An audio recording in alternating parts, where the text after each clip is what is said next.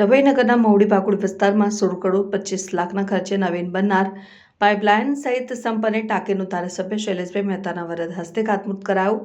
ડભોઈ નગરમાં વર્ષોથી પાણીની સમસ્યા ઉદ્ભવતી હતી। ભાજપ શાસિત પાલિકા પ્રમુખ બિરેન શાહ અને ધારાસભ્ય શૈલેષભાઈ મહેતાના અથાગ પ્રયત્નોને પગલે હવે ડભોઈ નગરમાં પીવાના પાણીની સમસ્યા હલ કરવા હેતુ નવીન પ્રોજેક્ટ હાથ ધરવામાં આવ્યા છે અને આજે વધુ અમૃત 2.2 અંતર્ગત વોટર સપ્લાય સ્કીમમાં વૃદ્ધિ અર્થે નગરના જનતા નગર વિસ્તારમાં રૂપિયા 16 કરોડ 25 લાખના ખર્ચે વોટર સોલે સ્કીમ અંતર્ગત સંપ, પાઇપલાઇન, નવીન ટાંકી સહિતના કામોનું ધારાસભ્ય શૈલેષભાઈ મહેતાના વરદ હસ્તે ખાતમુહૂર્ત કરાયું। પ્રસંગે પાલિકા પ્રમુખ બિરેન શાહ, વિશાલ શાહ, વારીગૃહ સમિતિ ચેરમેન દક્ષાબેન રબારી સહિત ચીફ ઓફિસર જયકિશન તડવી અને પાલિકા સદસ્યો તથા સ્થાનિક આગેવાનો ઉપસ્થિત રહ્યા હતા।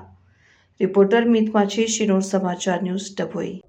આજે ડભોઈ નગરમાં મહુડી ભાગોળ વિસ્તારમાં જે વર્ષોથી લોકોની સમસ્યા હતી પાણી માટેની, એ સમસ્યાનો ઉકેલ લાવવા માટે અહીંયા આગળ પાણીની ટાંકી, સંપ અને પાઇપલાઇનો માટેની ડિસ્ટ્રીબ્યુશન સિસ્ટમનું આજે ભૂમિપૂજન કરવામાં આવ્યું છે।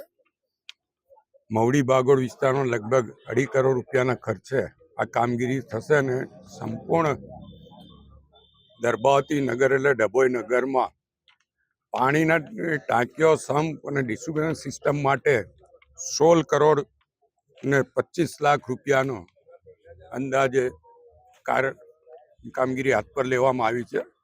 સંપૂર્ણ ગ્રાન્ટ ગુજરાત સરકાર તરફથી આપવામાં આવ્યું છે અમૃત 2 હેઠળ।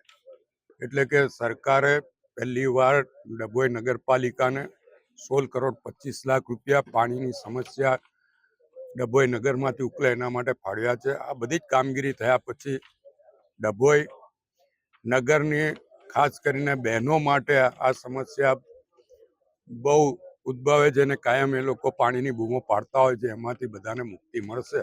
હું તમામ નગરજનોને અભિનંદન આપું છું, ખાસ કરીને ડભોઈ નગરની બહેનોને અભિનંદન આપીશ કે એમને જે લાગણી ને માંગણી સરકારે મંજૂર રાખી છે અને 16 કરોડ 25 લાખ રૂપિયા પાણી ડિસ્ટ્રીબ્યુશન માટે નગરપાલિકાને ફાળવ્યા છે।